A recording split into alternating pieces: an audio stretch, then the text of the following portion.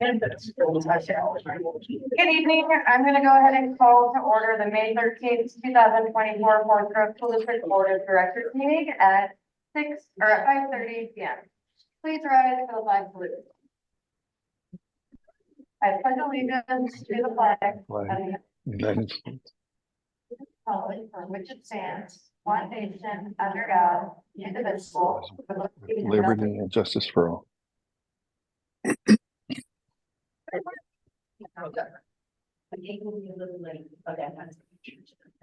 Okay, great.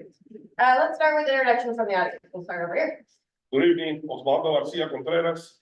I'm the district coordinator of equity, English language development, and the migrant education program. Ricky Pignon, technology department. Sarah Morse, parents. Lisa Bustina, parents. Judy Tannehill, technical Dallas. You can go to the next row. Yeah. Linda Taylor, parent. Allison Rogers, mother. David Warner, District Communications Director. Melissa Tim, ELD facilitator at Cornelius Elementary and also parent. Sean O'Neill, Assistant Superintendent. Juliana Kelly, principal, Neil Armstrong. Melissa Mimir King, ELD facilitator and teacher at Neil Armstrong and parent. Joel Ricker, ELD COSA and parent. Amy Payton, ELD facilitator at Tom McCall and parent. Serena Fitz, ELD TOSA, for Cape Learning. Monica Gorman, former parent. Pam Bailey, former parent. Kelly Moser, Sarah Field, parent. Mark Hughes, Director of Facilities. That includes business. Little Lead Director of Teaching and Learning and parent. Abby Saxon, grad school student. Please experience STEM coordinator. Computer director of student services. Lisa Gold with Sodexo. Get some sort of financial development teacher, if you want to. Have a security coordinator. Oh, okay, great. Thank you all so much. I missed one part. Roll call of board members present. We'll start with Mark. Mark, are you here? Oh, sorry, present. Great, thanks. Kate. I'm here. Brad. Here. Christy. Here. And I, Valerie Ingram, is here. I move to approve tonight's agenda as presented. Second. All in favor? Aye. Aye. Well, assume Mark's given an eye as well. I don't know. Can you hear me, Mark? Yeah, can you hear me? Yeah. Hello? Did Oh. you vote no on the approval of the agenda tonight? I did. Can you hear me now? Well, I hear you better now. Thank you. okay. Okay, I'll try and speak louder. Okay, thanks, Mark. Correspondence and celebrations. Christy had something you wanted to share with us. I wanted to share a visit I made to Fern Hill for the literacy night. It's been a couple weeks now. I can't remember exactly the date.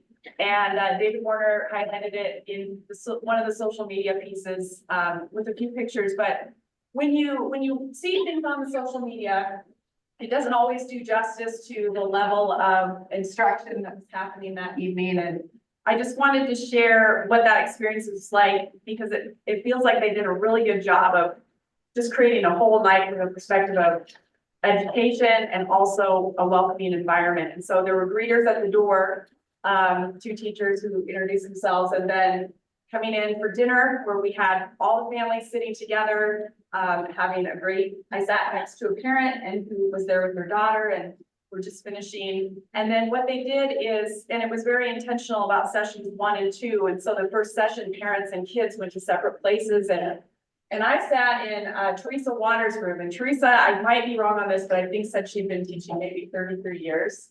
And you could tell she's just a veteran teacher. And I was sitting between two parents, Abraham and Mary Alice. And when we introduced ourselves, the first thing she did is have us think about how we learn to read.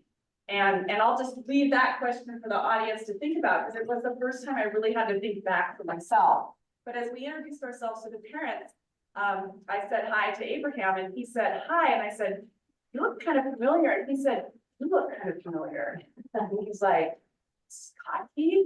And Abraham went through Evergreen Middle School and was a student of mine who is now a parent with a second grader in the next room. And it was just really kind of a full circle, really fun, amazing moment. And that was kind of just a great to see these kids that you see in middle school here with his daughter learning about reading. And what the staff did, what the teachers did then is a lesson about the science of reading for the parents, and really talked about how our brains learn and showed what they're doing with kids, the difference between how we learned and what we're doing now as far as letters, not just as letters, but as sounds. And I know that the school people in here are all nodding, but you know, if you haven't, as a teacher, even had that concept shared with you, it was really great to see how they were delivering that content to parents. And then we split, and parents went in with their kids and kind of employed some of the things we talked about in working with the kids. And I went upstairs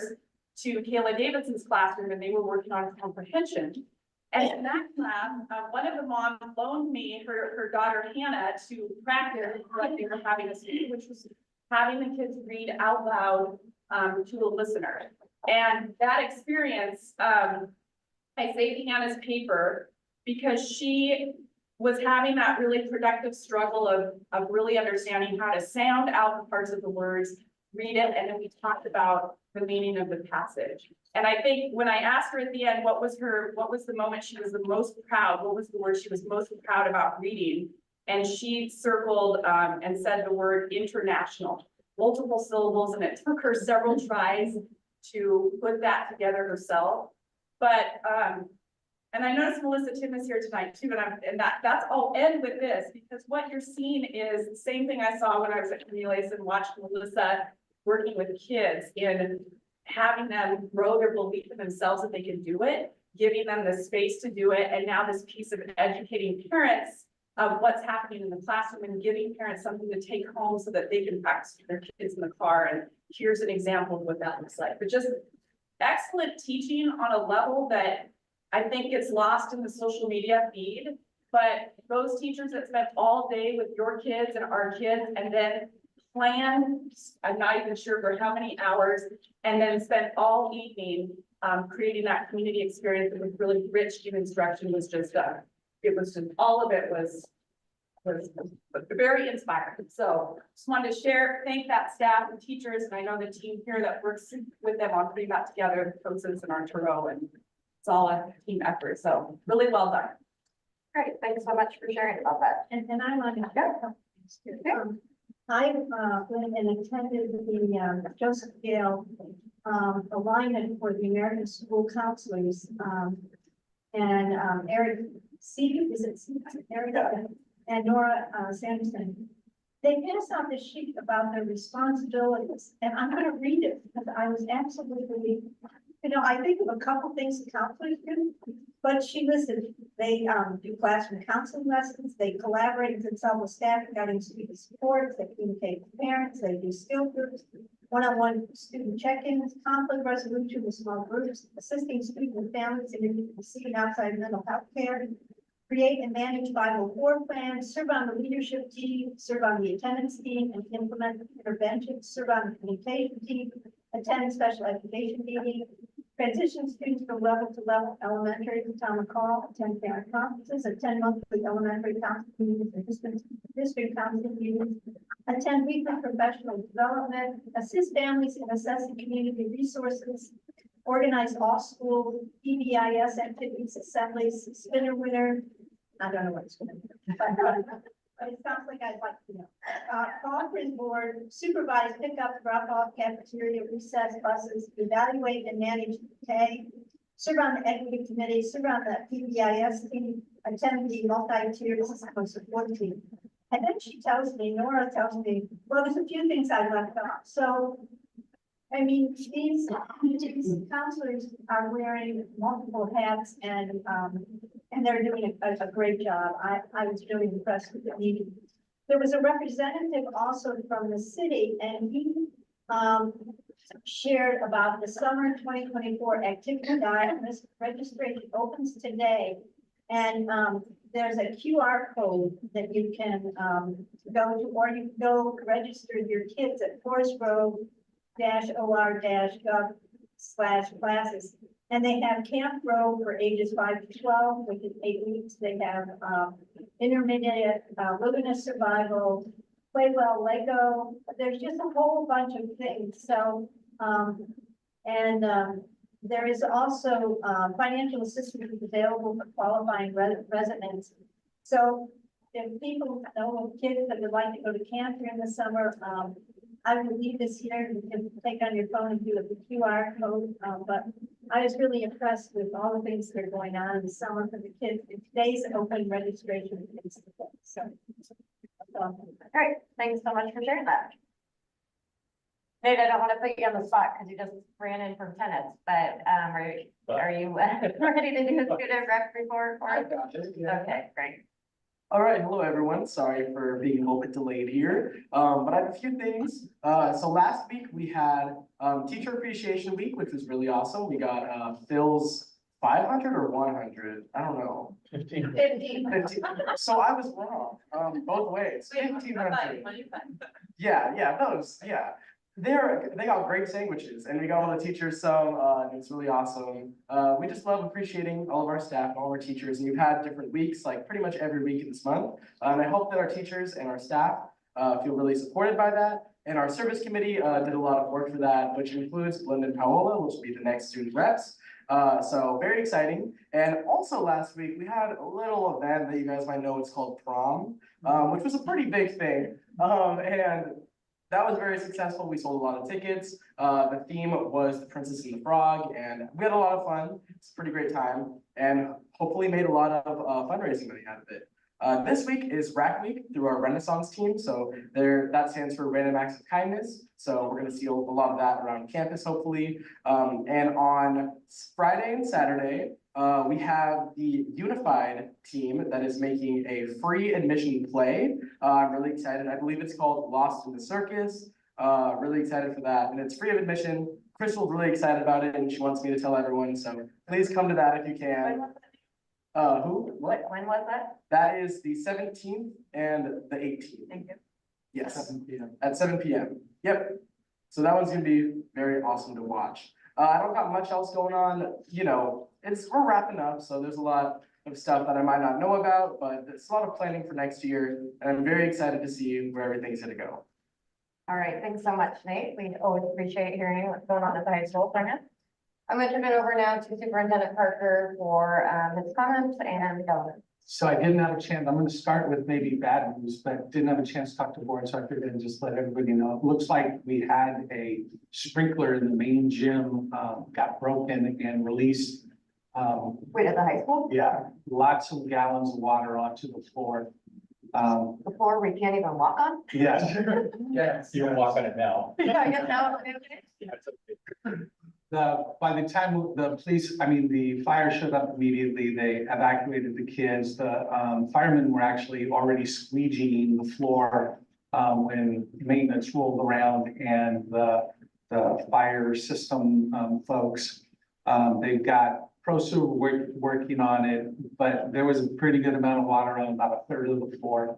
So we're kind of going through the process now to see where that's going to happen. But wanted to make sure you knew about that, because normally I would have called you, let you know about that. We're still working through that one. So we do appreciate, people were on it immediately. Like I said, by the time we arrived, they were already squeegeeing out the water. So it went pretty quick. I don't know why we were on. No, underneath the running track, there's a sprinkler line that has a pipe that goes up to a sprinkler head. And, in the 10 years that gym's been there, it's never been a problem. Well, now it looks like we need to get some sort of cover for that, is what it looks like. So, yep. Prom happened this weekend. I was just going to report, it was fun. No bad things happened. The kids had a lot of fun. And it was great kind of seeing the pictures of the different sets of kids and, the pre-prom part of this, so it was really fun to see. Lots of great kicks on the kids, lots of shoes. So it was fun to see. I'm glad to see it went off well. Kids had a good time. Wanted to remind everybody of important dates coming up. May 22nd, we have the district retirement party here. So you're all invited to come to that. Can't remember how many we have. Over 10 to 12? Yeah, 10 to 12 folks we're gonna be honoring. Spotlight on Success is June 6th. That'll be the big kind of award night and scholarship night. So just making sure that we get it on there. Senior assemblies the next morning, June 7th. They're doing the fly-ups on June 7th, where the high school graduates will head out to their elementary schools and get to kind of walk and see their teachers. It's a fun tradition. Graduation is on the 8th at 10 a.m. Last day of school, June 13th for K-6, it's a half day. And then the last day for 7-12, half day is June 14th. So those things are just really flying at us right now. And that's it. I'm gonna stop right there. Do we have anybody from FGEA tonight? No comment. Nope, nobody tonight? Okay. We're moving on to unscheduled public appearance. The board appreciates comments from our community, sharing information during public comments. People living outside the Forest Grove School District are welcome to email their comments to the board directly. Public comments will be made in person or submitted through the designated form on the webpage to be read by district staff or registered Zoom participants who indicated through the form they wanted to provide their comment live. Public comments will be limited to 3 minutes, as is the protocol for board meetings. Public criticism or complaints about school district personnel are not allowed at this time. We have one comment that got sent in through the form online, and Superintendent Parker is going to read it. Sure, this is from Jennifer Jennings. As a Forest Grove resident and retired elementary school counselor in Washington County for over 30 years, I support the adoption of KGBE firearms prohibited. Firearms on school grounds, whether in the possession of individuals with concealed carry permits or otherwise, except in the case of law enforcement, should not be allowed. Okay. Thank you, Jennifer, for the comment. Consent agenda. Consent agenda is made up of routine, non-controversial items to be voted on under one motion. Are there any items within the consent items a board member or the superintendent wishes to discuss separately? Hearing none, I will make the motion to approve the consent agenda as presented. Second. All in favor? Aye. Aye. Aye. Gotcha, Bart. Thanks. Okay, presentations, you are up.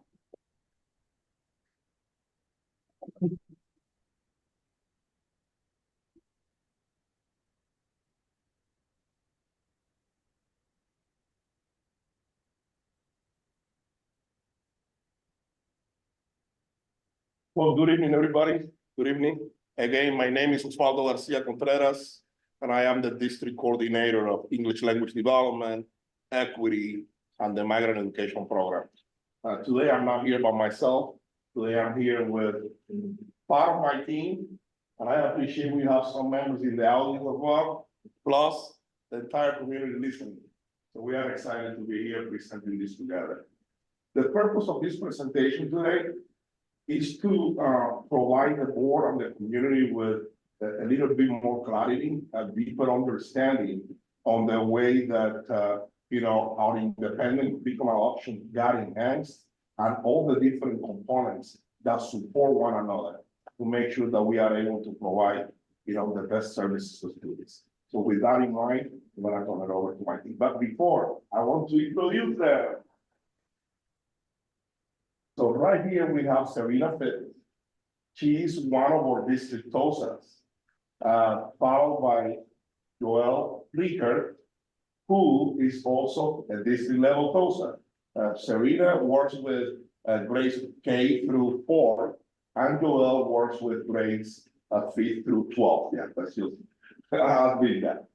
We also have Melissa Minyarkin, who is the ELD facilitator at Neil Armstrong Middle School, but she's also a teacher. And most importantly, she's also a nationally board recognized teacher. So congratulations. So with that in mind, I'm gonna come over. So I think it's important for you guys to understand where we are currently. We currently have two pieces to our adoption. We have a binder, which we call the FADE binder, the forms, alignment, data entry. That's our to-do list, and that's full of forms and functions that come from Susanna Dutro's systematic ELD. That was put together in 2017. We also then have the data entry part of it, which is an online portal where we rate the kids for each of those to-do lists, and those two go together. That data entry piece is expiring, and that's been our progress monitoring tool, so that does have to be replaced. So our recommendation is that we continue using that binder, all those, that to-do list. We really like it. We have come together though and included some supplemental materials, some enhancements, some things to just take it up a notch, and we'll talk about that a little more. What we're also requesting as part of our recommendation is a progress monitoring tool, a replacement. This one's called Flashlight 360. It's definitely a step up from what we've been using. Again, we'll talk more about that. And then the other tool we're looking to use is Elevation. That's ELL, Elevation. And that is a teacher tool that will also help us step up our game, so that we're teaching in a way that's really reaching all of it. As Serena mentioned, we looked at our current adoption and we decided that our FADE binder gives us really strong, what do we teach? But we're missing the how do we teach it. If we handed that binder to a new teacher, they would not be able to plan an effective ELD lesson. So we, as a team, as an ELD team, as some of our members are here today, provided some exemplars, lesson plans, unit plans, visuals, and texts that will supplement the binder. With the Flashlight 360, when I first saw this progress monitoring tool as a teacher, I literally gasped. And I was like, what is that? When can I get it? Because it's really going to be transformative for our students. And it's something that literacy has always had their progress monitoring tool. They currently have in-class and like FUDA, which are amazing. They progress monitor reading. Flashlight 360 will progress monitor speaking and writing, which are two of the hardest sections of the Alpha 21 assessment for ELD students. So that is very unique. We've never had progress monitoring that can be scored 3 times a year by an outside score that's calibrated and normed. And I believe that will really force us to have higher expectations and standards for our students. The Alpha 21 summative, that's only once a year, and that's a high stakes test for us. So this will provide practice multiple times throughout the year. It's also something that teachers can give as many times as they want throughout the school year. And it provides an opportunity for students to show what they know, teachers get the data, and then can make ongoing decisions about instruction based on that data. In order to have high quality effective instruction, we know that you need to have the teaching learning cycle going all the time. You need to teach them, assess, evaluate those assessments, have the data, and then plan your next lesson. And one of the things that our curriculum didn't provide was the progress monitoring and the data collection and dissemination. So Flashlight will give us that progress monitoring tool. As a classroom teacher and the department lead, we created a progress monitoring tool to use with our students in the classroom so that we could have the units in our enhanced curriculum binder and then give them an assessment and follow that teaching learning cycle. But it doesn't work when we are creating it, we're grading it, we're looking at the data, and then we're planning our lessons. We need an outside benchmark to be working on this, and 360 provides that for us. So 3 times a year, we'll be able to have norms across health standards to look at that data and really increase our rigor. When we create it, it's time consuming, it's graded by us, and our data stays with us and it doesn't go anywhere. This will give us actionable data that we can share across the district and see in our students' learning. The next program is ELG, not ELG, Elevation. Sorry, there are a lot of fun names. So Elevation Elevation is a powerful platform that helps us to analyze that data. So Flashlight 360 is one of the pieces of data that can be added to this platform. The power from this platform takes the data and allows teachers to see which specific strategies and routines will lead students to that learning. So instead of having to use a giant toolbox that teachers have gained over 24 years of teaching, and then try to get all of the other teachers to get on board, that already provides research-based practices for leading our students forward. It's across content, so it doesn't have to only happen in the ELL classroom. It's grade level across grade levels. So where elementary might have Amplify, where all the teachers are in place, we at the secondary level don't have the same sort of continuity, and Elevation can help provide that. And it gives content teachers opportunity to know the students' language levels and what they can do at those specific language descriptors. I had the opportunity to use this particular platform in Hood River when I worked there. And I was a language arts teacher, not an ELD teacher at the time. And I used it because I had language learners of all different ability levels in my classes. And I was able to pull a small group and use a strategy that I knew worked for that particular group. Or if I was working full group and I had a huge amount of differentiation, I was able to teach the whole class with a strategy that I knew really gave kids the opportunity to respond that they needed to in order to learn. As a classroom teacher and in Hood River, we used it across all teachers, all that. But I think for a larger district like this one, we plan to start with just ELL specialists and allow us to teach and learn and teach together with our colleagues in order to help them understand how the language levels, content, and strategies go together to elevate our students.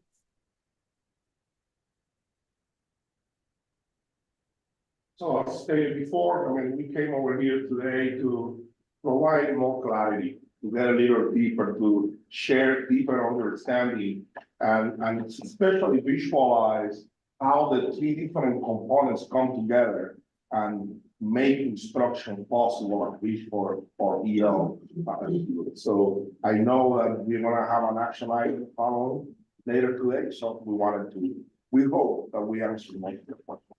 But we also have an opportunity here for additional questions. Thank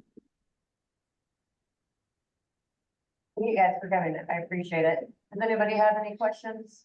Any questions, Chrissy? I'm sorry. I actually have no, I am gonna ask one question, but I love. You do have a question. I do have a question. But my point would be that you answered actually one of the questions that was in my head, and that you said the plan is, and it's reading my mind. I love this presentation. So thank you, because what happened here was the same thing that happened when I talked to Serena. I was like, what is this binder? It's a giant binder. And she, like a great teacher does to a little kid that's looking at a giant binder, just really broke down the whole thing that in a way that made sense to my brain about why we need what we need. And you just each did it again. And the layer that I really appreciated is the experience that you pulled it into that. Like, as a teacher, here's what I noticed. And Oz, and you kind of heat it all up. I like the format of this type of presentation because it felt a little more, you could tie it to how it's going to work in the classroom. But my question is, and I think I probably can guess the answer. So you have the binder and you guys have been adding to that, sort of assessing it on your own. And I'm guessing based on what you're noticing kids still need and what's not in the binder.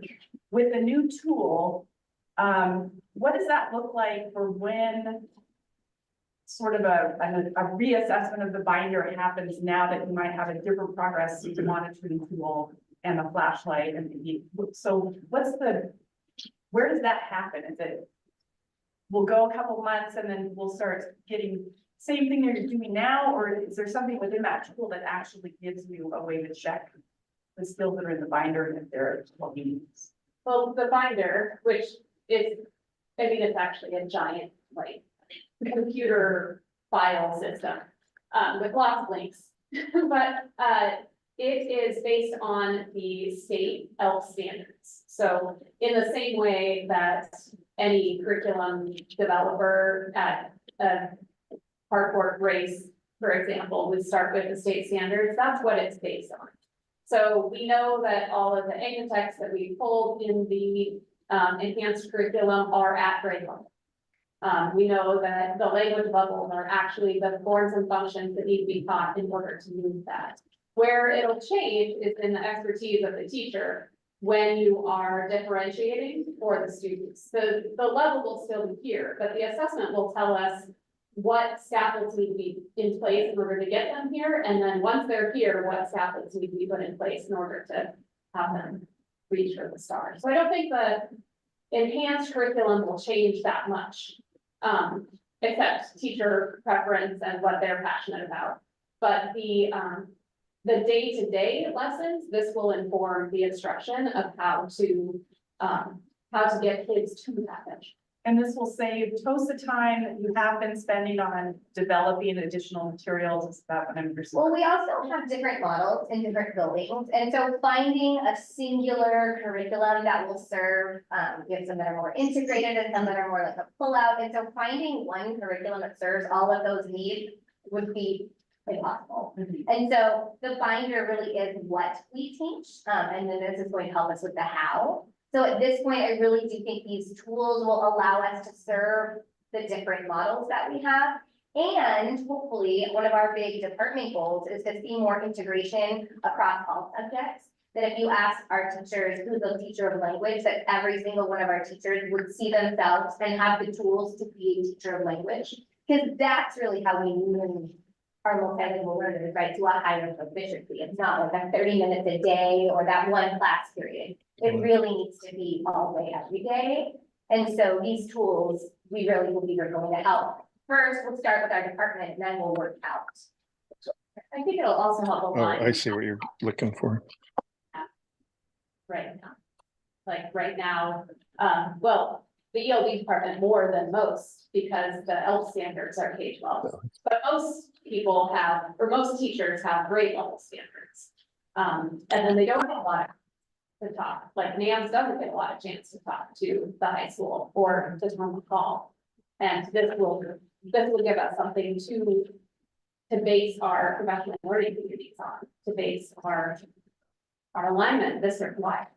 And what do you guys envision for your hope for integration beyond just the where we are doing that now? Like, what would you think the next step would be? You mean in regards to like content or? Yeah, it's like right now with science, what is the conversation on that? With integrated ELD or content for the classroom. Well, I think that like right now, my understanding is that we're doing that within science classes, right?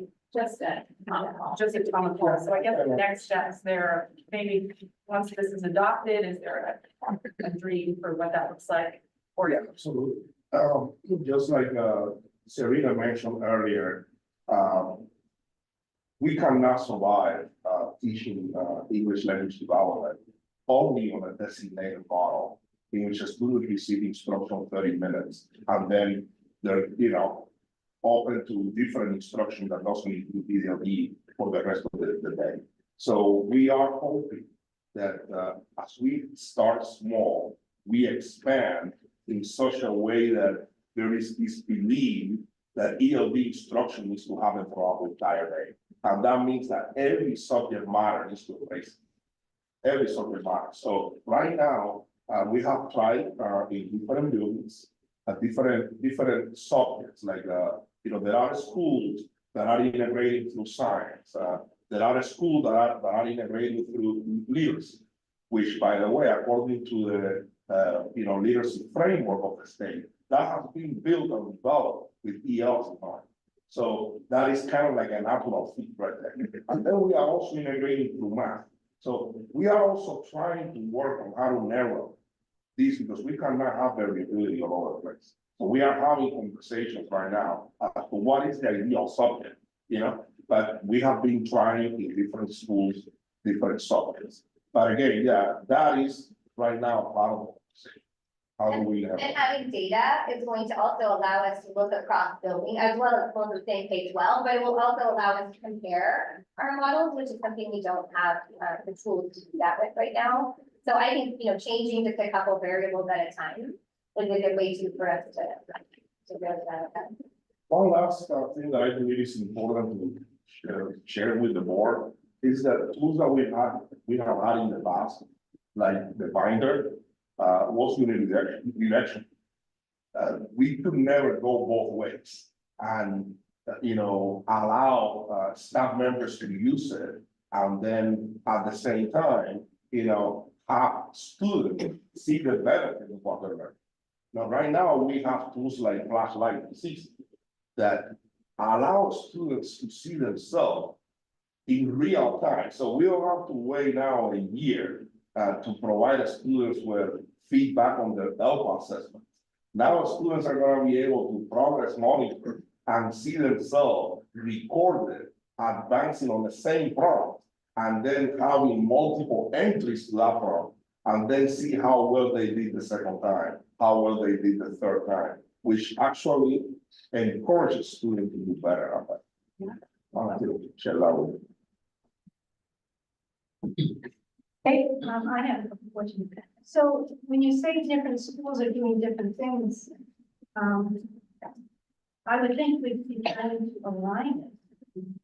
Is that the goal? That's a great question. It really is dependent on the population and demographics at each school. We are trying to reduce variability, but for example, at Fern Hill, they currently do more of a pull-out ELD model that works with their population and their literacy model. At Cornelius and Michael Shaw, they're currently doing a more integrated model with the dual language program, because that works with their student population and their model. So we're currently having meetings with each building to see what the current model is, what the vision for the future is, and how to best meet the needs of the students at that building. So I feel like there will always be some variability because schools have different demographics. If you compare Dillon and Cornelius or Shaw and Joseph Gale, they're different. So it's about meeting the needs of the students in that building with a bigger vision of everybody knowing what the big goals are and being aligned in our assessments. Again, like Serena said, that's going to help us measure what is effective and which model works best. So then we can share knowledge across buildings. So the materials are the same, like just how you're applying it, And then the second thing is, what about professional development for the teachers to put this together? And that's part of the elevation toolkit. A big piece of that is professional development. Some of it we could roll out, but some of it is also video that I could share with you, or we could, if we're meeting and talking about your group of kids, I can pull data and I can drill down by the kiddos in your class and say, hey, I'm noticing that here's some strengths, here's some things you guys can work on. And here's an activity that goes really well with that, and we'll hit that strategy. So is that part of your TOSA role, going into the schools and helping the teachers? Well, and really as TOSAs, we try to empower our facilitators, and we have ELD facilitators in every building. And so our goal would be that we support them and then they support the teachers. So going back to Kate's question about you guys doing it differently in the different schools. So would both dual language schools be doing it the same way? Are they aligned? Are they doing the same as at Shaw Cornelius? We are maximizing that. Yeah, those are the current conversations that we're having right now. We don't want to leave our principals out of this conversation, because they are ultimately the instructional leaders of those buildings. But we are having conversations, one building at a time, trying to ensure that.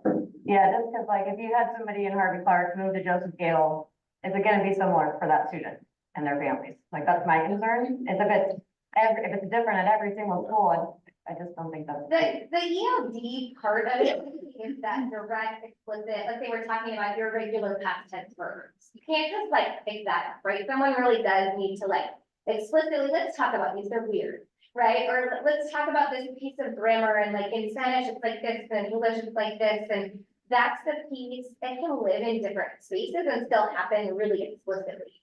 And maybe you, the homeroom teacher, are doing that in a way that's targeted in an integrated way, right, for your whole class. Or I was a specialist at Fern Hill, for the last 5 years. And I would go get the kids and bring them to my class. And I would do that explicit targeted, at Dilly, right, we're just talking about a few kids. And so it makes more sense to have them come with a specialist and do that lesson. Whereas, at Echoshire or Cornelius, maybe we're talking about a larger number of kiddos. And so it would make more sense to speak with your whole class and do that. So I do think some differences make a lot of sense, but certainly, right, are we looking at what's working and we shouldn't all be doing something totally different, right? And that really is what we're looking at and really working with principal and even just what's our philosophy, right? What do we believe? What do we do? What does good instruction look like? That's what we're really hoping these tools help us show teachers and, administrators, right? This is what the instruction we want to see. Here's what it looks like, sounds like, feels like, here's no lesson, stuff like that.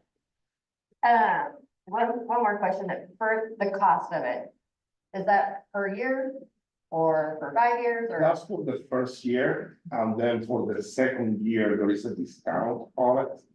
I think we listed that, but after that, yeah, that price is on average per year, yes.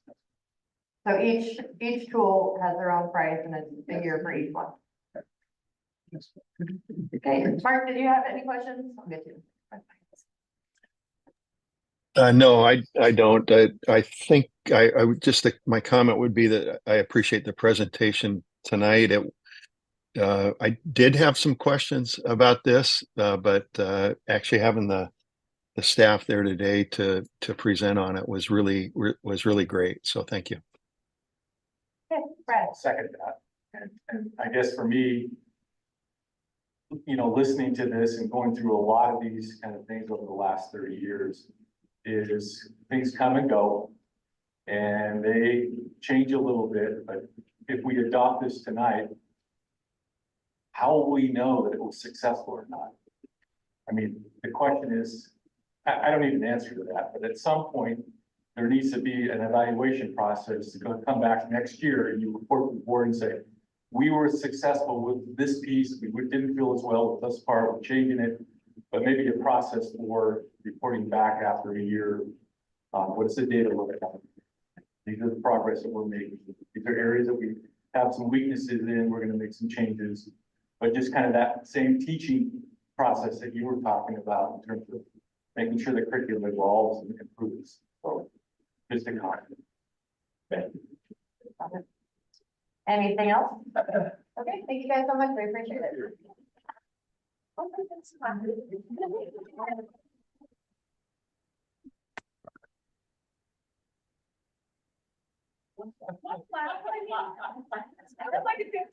So tonight we have a whopping, I think, record-breaking 17 action items. But our hero is going to be up here for 4, which is pretty close to the most, but only beat Eileen with 7 tonight. So We are going to get moving, and none of these should be a surprise to you. These are all conversations we had in our last meeting, and so it's still open for further conversation. So the first action item, bringing to you our planned course statements from Forest Grove High School and then Armstrong Middle School. At our last board meeting, Juliana Kelly and Brian Burke presented planned course statements as well as name changes for some of the offerings. So returning back to you today, these offerings are based on input from staff and students, forecasting and requirements for ODE. So I'm here today to ask for your approval for those planned course statements and the title changes as presented on April 22nd. any questions? I like the classes. I like to enroll in. Yeah, great. And the Absolutely, children's literature sounds really good. absolutely great. Okay, no, hearing no questions or other comments. Christy's gonna. I move to approve the planned course statements for the 2024-2025 school year and the course title changes as presented. I'll second it. Okay, moved and seconded, all in favor? Aye. Aye. Great, motion passes. Okay, number 2. K-12 science curriculum adoption, 1 year postponed. As we discussed last week, last meeting, ODE cycles are up for review for this school year for the fall of 2024. A leadership team of K-12 teacher leaders recommend that we postpone the adoption for 1 year. In order to evaluate curriculum for next school year, the 24-25 school year. This school year, this fall, team will come together to evaluate the need for a full or internal adoption of science materials to be implemented in the 25-26 school year. We're asking the board to take action to postpone selection and use of adopted instructional materials in science for the 24-25 school year. Questions or comments? Hearing none, I move to approve the postponed selection and use of adopted instructional materials in science for the 2024-2025 school year. Second. All in favor? Aye. Aye. Thank you. All right. All right, the last one on my list is the math adoption for grades 5 through 12. A team of over 50 educators made up of teachers, TOSAs, IAs, instructional assistants, administrators, community members, reviewed curriculum aligned to the Oregon Department of Education rubrics and Forest Grove School District criteria. This math adoption committee is recommending that the board approve Savvis and Vision Mathematics for math materials with full implementation beginning in the fall of 2025 for grades 5 through 12. Okay, grades K4 are still in the process of evaluating materials and will reconvene in June to determine the next steps. And I'll inform the board on our progress after we. Any questions or comments? So the cost, it says the initial cost, is that for the whole 6 years? Yes, so that's a 6-year subscription. $661,000. The 661. So that's total for. Yeah, for the 6 years. Okay. Total for 6 years for the secondary math. For the 5 through 12. Yes, not including the K through 4 yet. Yes. Any questions? So when are these being adopted? So we will begin full implementation for 5 through 12 this coming up fall. So 2024. For fall 2024. Yeah, I just want to make sure. Oh, Yeah, 'cause right. Because Or in we're that. pushing off the pre-K through. Yes. And yeah, and it says 2025 in the thing, but we'll read it correctly Perfect. Yes. when I make the motion. Okay, Thank you. Good catch. Sorry about that. all right, so I move to approve Savvis and Vision Mathematics as the district's mathematics adoption material for full implementation to begin in the fall of 2024 for grades 5 through 12. I'll second. All in favor? Aye. Aye. I said you were doing the next one, but it's on doing it? It's Oz is doing it. Okay. Okay. Yeah. All right. Thanks. Everybody, be like our girl. All right, welcome back. Yeah, thank you. So action item number 4 is English language development, local adoption. And for that one, a team of educators made up teachers, English language development, ELD facilitators, district coaches, and administrators reviewed curriculum aligned to Oregon Department of Education ELD rubrics and the Forest Grove School District criteria. So the ELD adoption committee has enhanced our previous local adopted materials and are recommending that the board approve these materials along with the new progress monitoring and intervention tool. So the ELD adoption will be fully implemented in the fall of 2024. Same correction as before. Okay, Okay. we will make sure we get that in. Okay, any questions or comments? Since we just had a presentation and probably asked them, then we will say no. I move to approve the administration I move to approve Forest Grove School District English Language Development local adoption to begin full implementation in the fall of 2024, including the enhancements of existing local adoption and Flashlight 360 progress monitoring tool for $80,000 and the elevation intervention tool for $45,500. Second. All in favor? Aye. Aye. Aye. Thank you. Thank Appreciate it.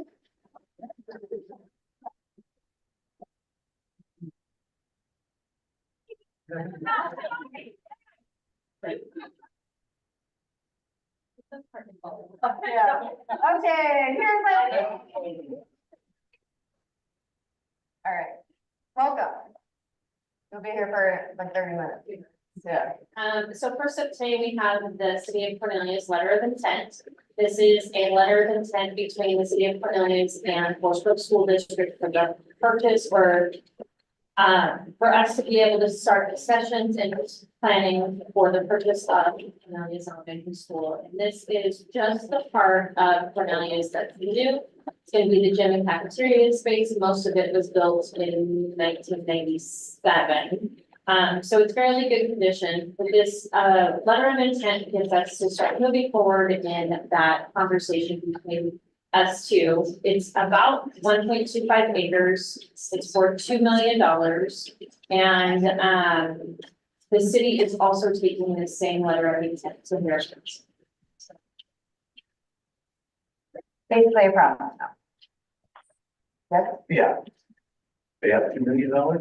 So they're working through a bunch of different ways to kind of fund this, both federal and state, and if need be, debt. So we're working through all of those pieces, but it is a substantial piece of property right on Adair, which is really I mean, we worked through kind of the pricing of this for quite a while, agents and trying to find something that was right. But truly, the land is that's the biggest portion of that. I think one of the biggest things for us long term is by selling that front corner of the property. It's not just about the next 10 years or 15 years. It's really 100 years from now or 75 years from now when we want to go rebuild that building, and just having the flexibility that we have right now to be able to keep school operating and functional, and then build in the back and swap those locations, where in the future it's going to be more challenging just because we won't then have that property. So it is limiting us for future developments.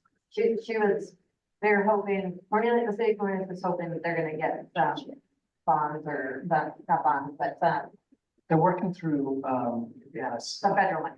Representative Bonamici and some other funding sources to try and do this. But in the end, I mean, we have long conversations around this. They'll seek other funding if that's what needs to be because of, and again, we were all sat in the one where the cities, so we're talking about recreation. This is pretty central to kind of where they are going as a city. It's a great spot by the library, and it'd be amazing for the community if they can come up with the funding. Yeah. Hey, Eileen, Uh-huh. just a question. Is there a date that this process sort of is supposed to finalize by, or? Right, it wouldn't finalize until after Cornelius is built. We have to Okay. actually, we have to create a separate tax lot, and we can't do that until we demo the current building, because they won't allow us to have two separate tax lots where a building goes through both. So as Okay. soon as we are able to demo summer of 25, then we can finalize the tax lot separation. And then we'll close up the current building that's remaining. And so we're not planning on finalizing the whole thing until probably December of 25. Okay, is that, okay. It's not anywhere in the document, so it's just sort of understood that that's what the timeline would be. Right, What if they Okay. don't come up with money then, though? this Then is is there a time that it's not valid anymore? there is, this is just a letter of intent for us to vote. Yeah, keep moving okay. Forward in the process, they still have a lot they need to do on their end, we still have a lot we need to do on our end. But to set the expectations and the standards up front, then we can make sure that both our board and their council are in alignment moving forward, so we're not moving in a direction that isn't gonna be acceptable in the future. So I guess as far as I'm concerned, I mean, I support the whole process. I just want to make sure that, and you know this, that there's clear guidelines about dates, and that's what Mark was talking about, and costs and those kinds of things. And I know you know that already, so. Once this is approved, we'll start working through a purchase agreement, which will then outline a lot of it. Right. Okay, okay. I have a question. So what if the funding is not there? Then what? Then we have a potential space for either future sale or future use for other things. One of the things with Cornelius Elementary and building back in the back corner was kind of contingent upon us selling the not selling the property to them, but us doing something with it up front and center. So if it's not the community and recreation center, then we'll start looking at what kind of options in there. And then that would be all on tax base for the back school in the front if Cornelius doesn't buy the property. If they don't buy it, I think we'll still separate the taxes. We'll still move forward with the process of separating it so that if City of Cornelius can't purchase it, then we still have options. Yeah. Sounds good. Yeah, hopefully that'll. Yeah, I mean, well, really great. Okay, any other questions or comments? I move to authorize the administration to sign a letter of intent to work towards a purchase and sale agreement for the sale of police owned and space cafeteria and gym space as attached. I'll second. All in favor? Aye. Aye. Great. Fire alarm system, RFP. So in front of you, we have RFP 2024, March 4th is when it was published. What this RFP did is it seeks out qualified fire alarm companies to be able to provide us the fire alarm replacement systems that are in the bond. We have several buildings that have fire panel replacement scheduled for our bond projects. And so we had 9 qualified proposals, and after review and evaluation of those proposals, administration is recommending that the board select GB Manchester as our fire alarm contractor for the 22 month. Questions, comments? Hearing none, I move to award, what is the cost? We have to bring the firm in, and so what we did is we got kind of materials, markup costs, and that's what we rated it on. And now we have to bring them in and they'll give us a full assessment, and those purchases will bring back to the board and they're.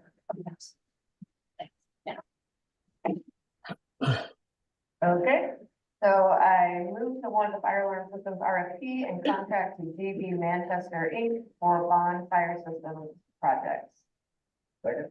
All in favor? Aye. Aye. Nutrition services. So we, every 4 years, we're required by law to go out for an RFP for nutrition services. We went out this spring and we did receive 2 responses, one from Sodexo and one from SFP.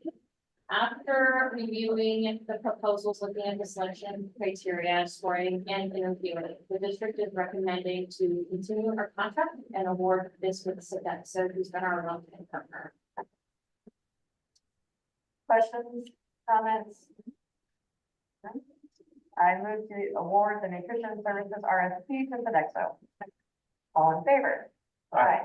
Aye. Thank you. HVAC. Right.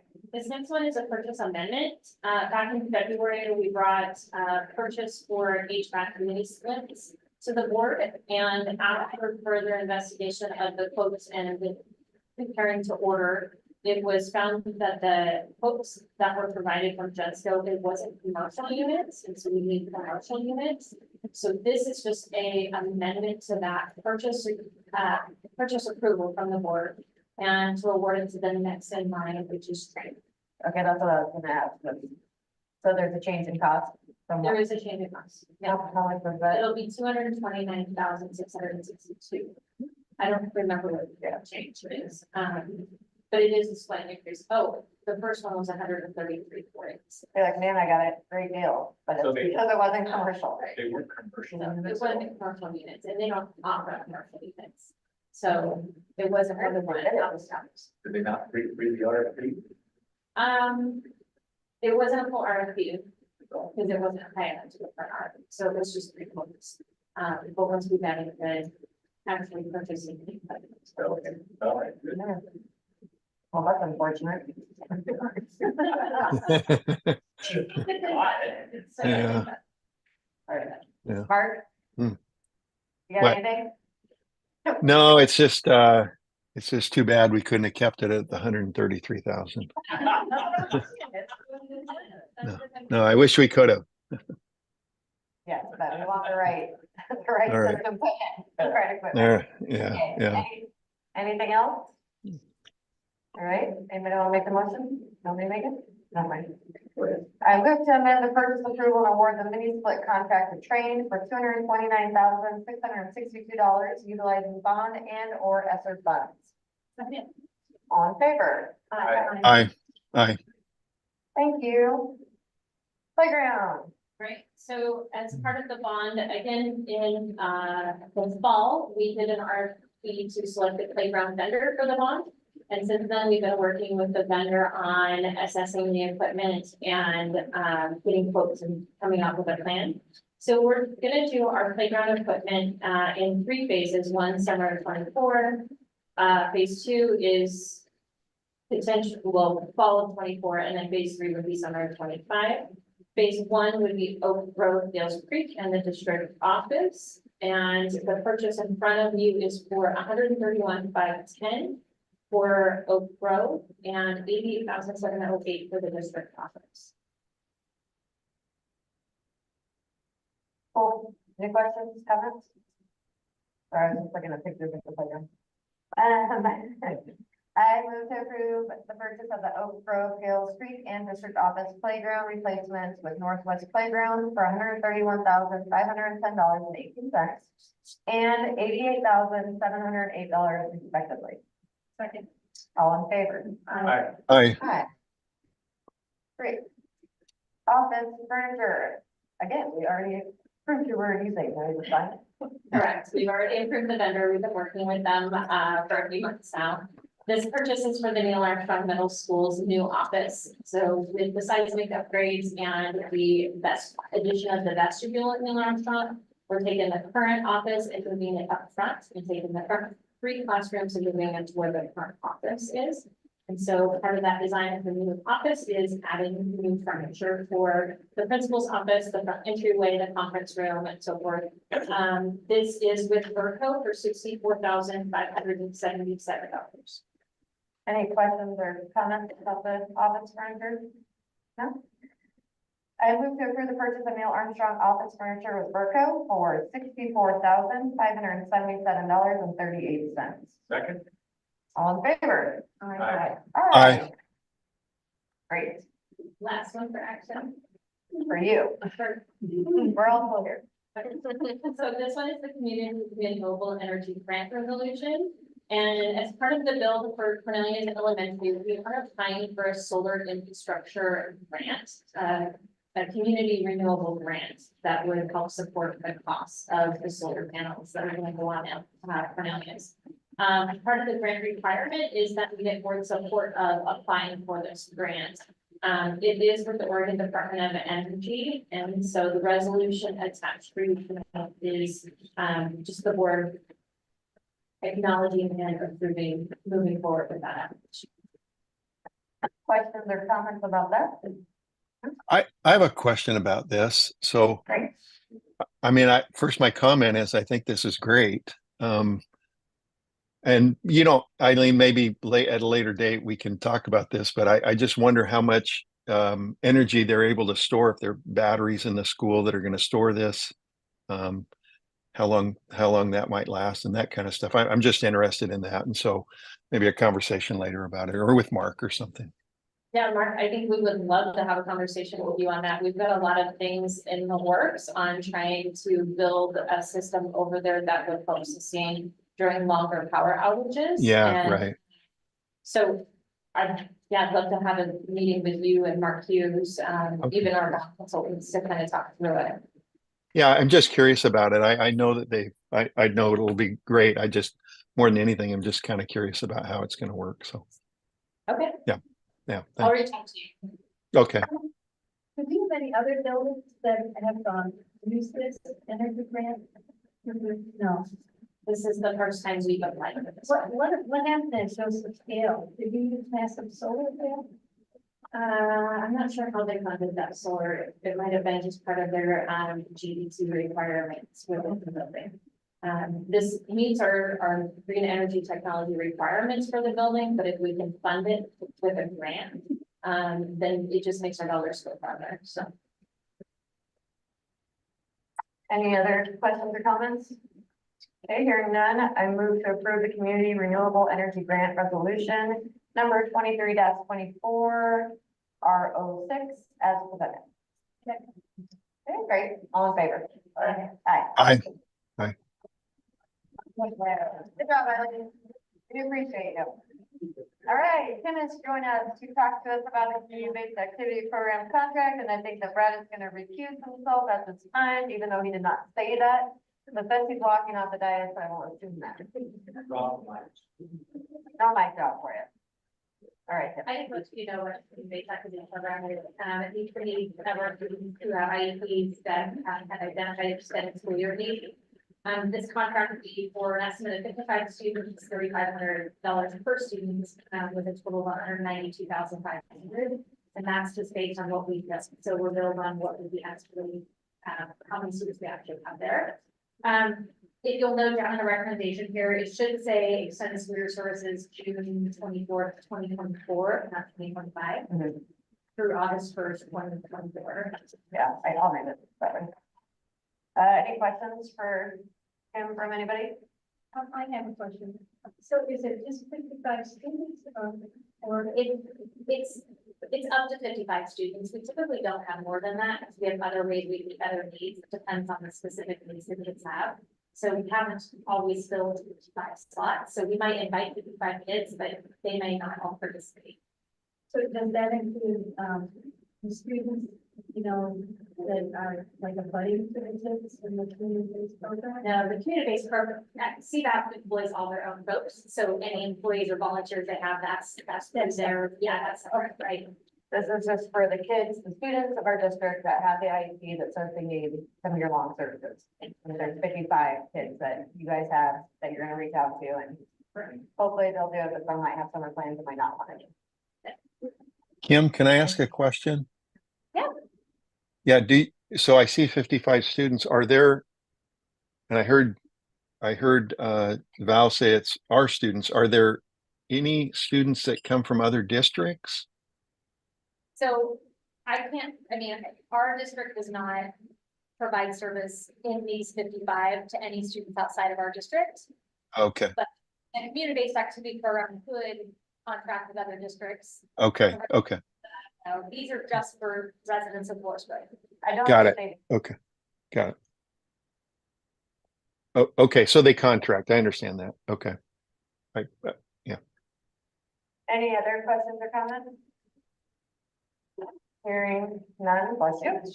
I'll move to approve the community-based activity program contract to provide extended school year services June 24th, 2024 through August 1st, 2024 in the amount of $192,500 for approximately 55 students. All in favor? Aye. Aye. Thanks, kids. Appreciate it. Enrique, haven't seen you up here for a while with an action item. Didn't see everybody. Did you go to that 2 days ago? 3 days ago? Yes. Fun. I heard it was a very long show. Yeah. Cool. That was great. Great.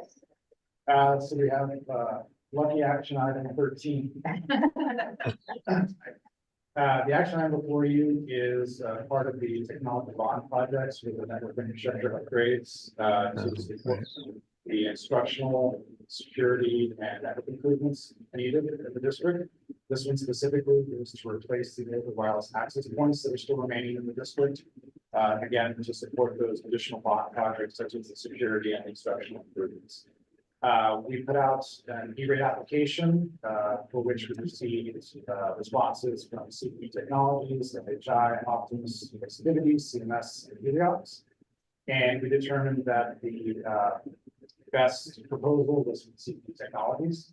So our recommendation is for the board to approve the purchase of the wireless access points from CP Technologies utilizing bond funds for a total of $168,058.65. Cool. Questions or comments?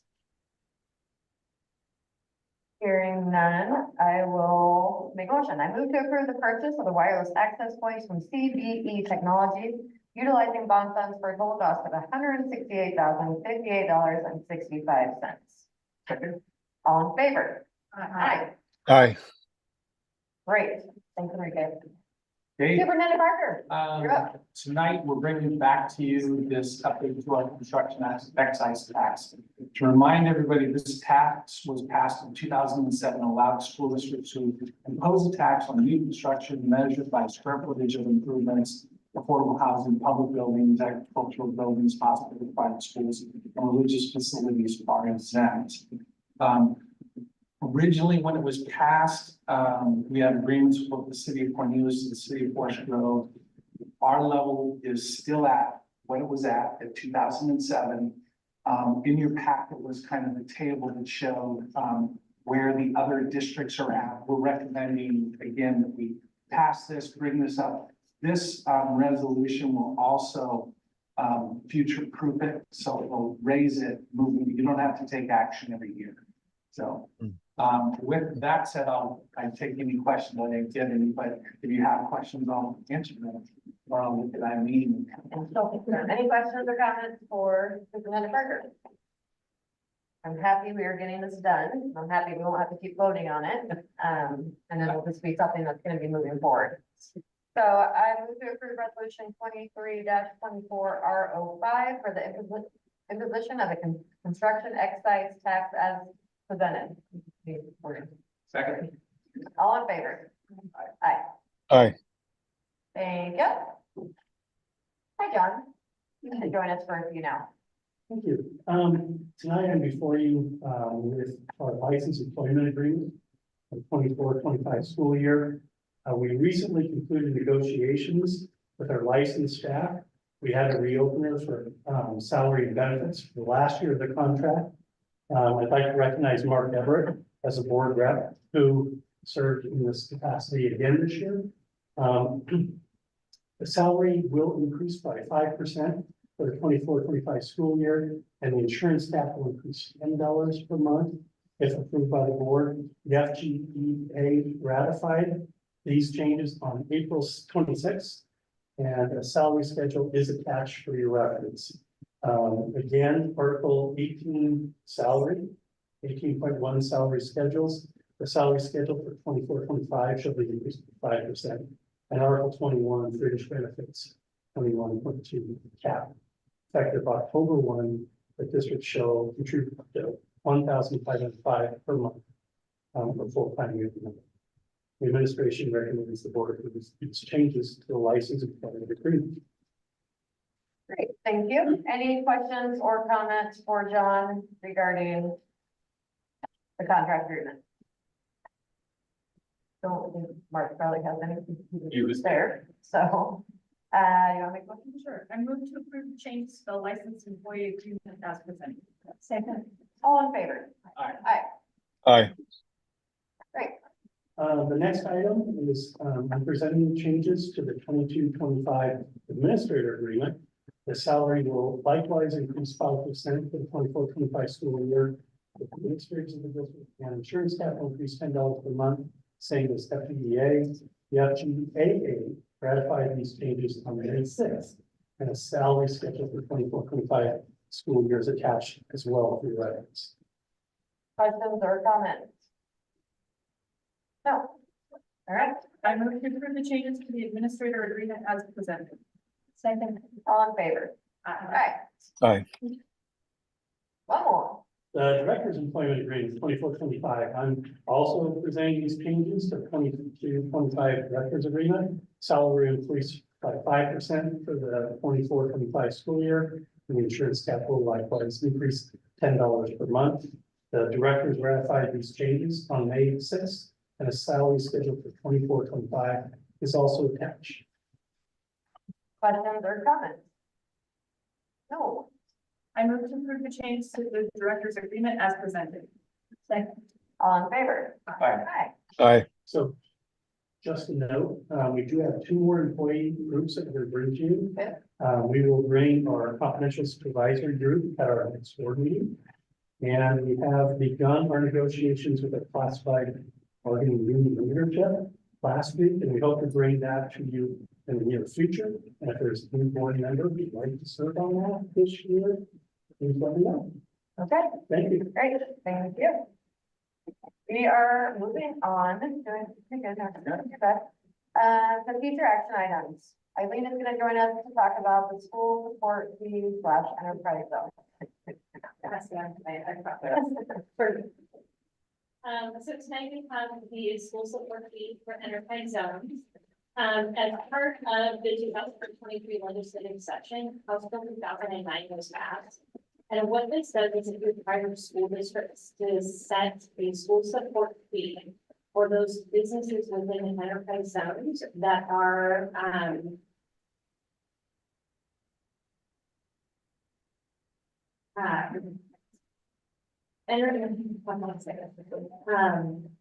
businesses within the enterprise zone.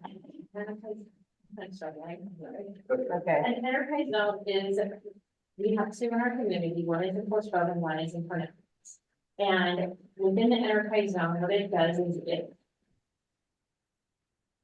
Is it like a tax fee? it is a tax exemption, but it's, I don't know. So what's the It's promoting businesses to come into our community. Yeah, incentivizing businesses and what it's to, help create jobs and economic growth in our community. And in those zones, they get a 3 or a 5-year tax exemption. And this school support fee says years 4 and 5, now we have to provide a tax. And the law is that we have to set between 15 and 30% for this tax. And what we're recommending is that we set a minimum tax at 15% because we still want to encourage businesses to come into our communities and encourage that economic growth. This tax is now going to be required for districts to collect the tax, so we will then have to collect the tax from our community. And it will become part of the state school fund formula. So we won't directly get it, it'll go into that formula and get redistributed to all school districts. We had this discussion before. No, We have to collect the tax, but then it goes into the general fund. we have to collect the tax, correct? So it's not something that we were really talked about in advance, and it just kind of came through, and then now we're having to deal with it. So we won't have to collect any tax for 3 more years because it's businesses that are coming in today that are signing up for that, and qualifying for it. And So they have to apply for it first, They do have to which maybe apply. not. Where are our zones at? The maps are on the city's website, so on the city of Forest Grove and the city of Cornelius, there's maps of where those zones are. A lot of ours is in the industrial zone, kind of north of 47. Okay, over by New Street and West. So, but the maps are on the website. And I do have a couple of maps I can send to you. Is that gonna cause we to have additional staff? I don't think it's gonna be enough for that. It's just now we'll become the tax collector, which we want to maintain relationships with our community and so it just puts us kind of in an awkward position too, so. Doesn't sound bad. That's why she struggled to get it out. She didn't- 30%. Is everybody else doing that? Oh, yeah.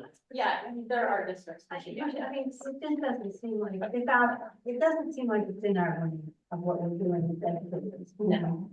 But Yeah. Can Well, we contact our legislative? Well, What I was gonna say is that, and I was gonna ask Dave that, but there's a role the board plays within OSBA, we advocacy to the legislature with that particular thing, which is being talked about, so yes, as a board, we. Yeah, should it's, be- if we could do 0, we would do 0, because we're not actually getting, we're receiving the taxes, and then there's a flow through. Yeah, And we're collecting. and we're collecting, so it's not a, We need to spend our time doing other things. so cities that don't have enterprise zones are then going to receive the resources that cities that do have that. Makes no sense. And we are about 1% of the state school fund, so depending on how much other cities and school districts will have, we would get 1% of the statewide collection. But it is just kind of a pain, like they said, we would collect 0, but it says minimum of 15 and maximum of 30. And school districts have to pass a resolution. So we do have a couple of businesses or people starting to inquire about what is our rate. Because what they said and make agreements on now impacts the years. So we do have to set a rate, but This is first reading, so we can, okay. That'll probably come up next time. I would be struggling too. Oh. Yeah, okay, okay, anything else for Eileen? Thanks, Eileen. Well, you know, if I, Go yeah. for it, Mark. well, this is kind of interesting, this agenda item, support fee enterprise zone. It'd be, in some regards, I don't know, it'd be nice to have a legislator come and explain it to us why they did this, but anyway.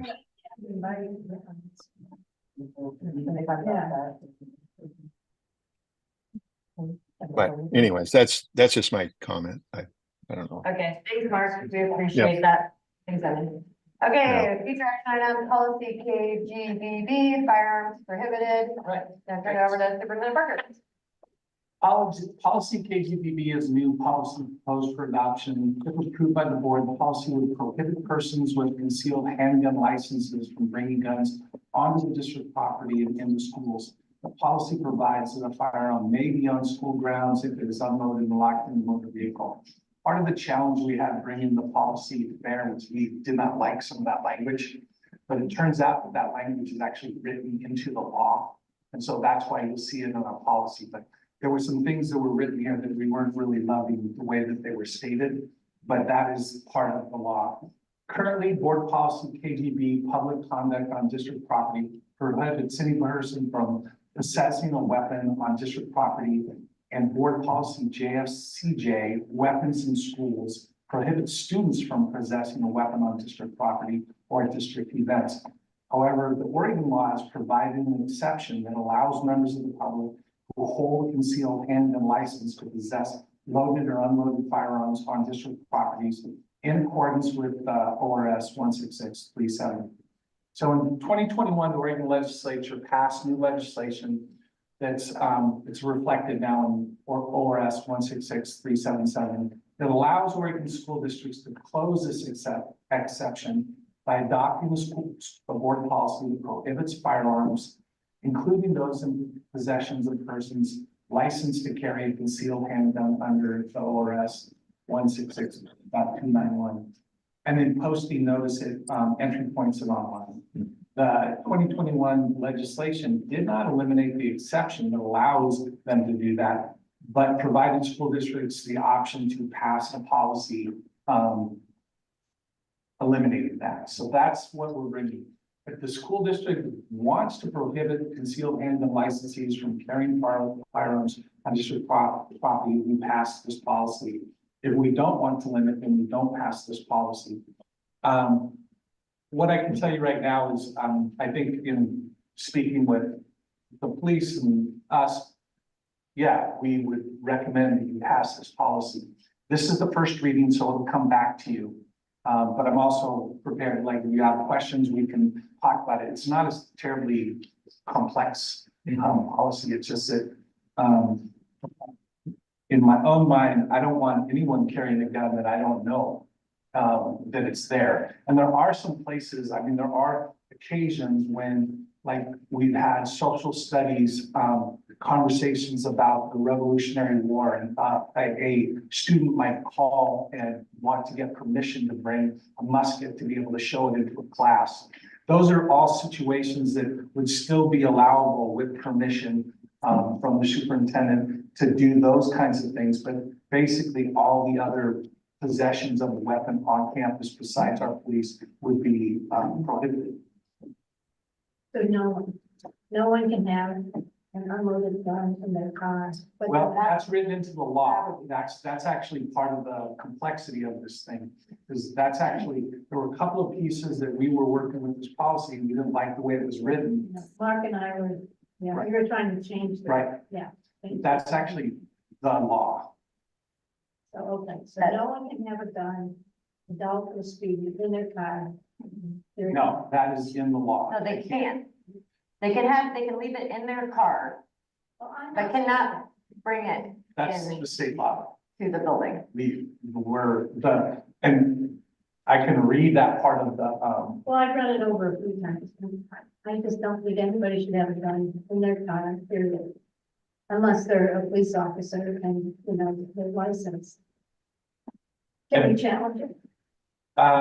We can't put something in policy that is against the law. Oh, And that's why, again, good, because Kate and Mark, we worked through this and we had some of these pieces scratched out. But when we went back to OSBA, it's in the law. We have to change the law to change that one. They can actually have loaded or unloaded, but it has to be left in their car. Correct. So what happens if someone brings a concealed weapon on school grounds if we pass this policy? So the first thing is if we know that it's going on, then we'll go talk to the person. We'll ask them, I mean, we've had folks who showed up with their, sidearm on their hip. We go out and talk to the person, they either leave the space or then we call police and begin to, go through that part of the process. In the end, we would trespass them from the, properties. With this. With the plan. Yes. I mean, that's kind of what we've done up to this point anyway, right? Yes, there's always been this concealed weapons exception in the law. But for the most part, anyone with a gun that we see, we're talking to them. Okay. So if we have questions, we can contact. Absolutely, Otherwise, will this come up as an action item at the next board meeting? correct, Great. correct. Thank you. Any other questions or comments for Superintendent Parker on that one? Okay, sounds good. Mark, are you good? Yeah. We reviewed this. I reviewed it with Kate and We're Dave. working on that Yeah. policy, so I can be put in any Yeah, questions. yeah, Okay, great, thanks. We are moving on to future board items and board discussion. We'll start with. Any guesses? I would like to add, something to our list, that we have that priority list of just like possible work session items. Sorry, I'm just here for my own entertainment. Because I was having a great conversation, and there's been a couple conversations when I talked about this last meeting, one with John Worst, and then this time with Adam Kriz, who's one of the CTE, is a teacher with one of the CTE programs at the high school. And I'm newish to the board, but as I learn more about the CTE programs, and then I've even learned in talking with Adam, like some of the things they're currently working on to move some of these curricular pieces forward and access to kids and the work they're doing. I, at some point, think it would be, I'm asking if the board would be interested in, because Adam said, hey, you know what? I would be happy to come and talk to the board anytime about CTE.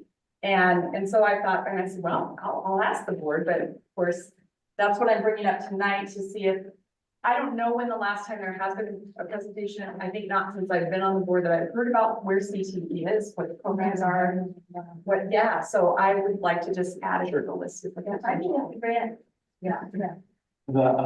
I think, I was just looking at this, 20 more, so like the data program is new for the, it's a medical assistant program. So we had our kids go through the program. They, took their assessment. We had 20 plus students who now have their, certified medical assistant, before they're leaving high school.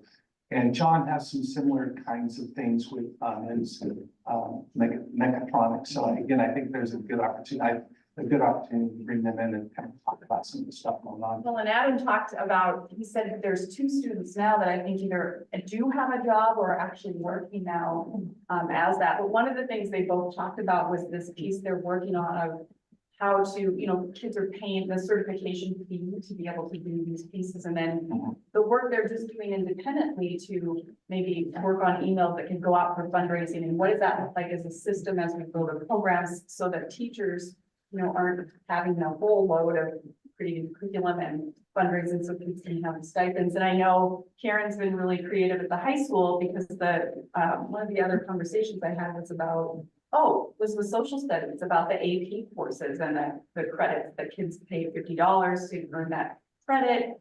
And I asked, well, what about kids that can't pay that fee? And our district does a great job of finding a way to make sure that all kids can have access. But it brought up a deeper question of, instead of us, there's a deeper. That's the AP factor again. Time's up for me. Yeah. I did not. Like 7 o'clock, she's done. It's like, oh, I see it going. It happened at the budget. I think your mic went off. Yeah. Everything about it bad, story of my life. Anyway, yes, I would love to learn more and think more about where we're going with It's that. in the box up there. They're doing AP testing here, so randomly the timers will go off. Hmm. My husband did oh, yeah, it's like, I need one of those. Oh, yeah. I know, that's when you should give them an. Yes. That's what you should give them For Christmas. Beeper. Anything else, Christie? No, that was my. Oh. Does anybody else have anything they want to talk about? No? Good. Nate, you're good? Okay. All right, we will adjourn at 7:01. Thank you guys all for coming. Appreciate it. Thank you.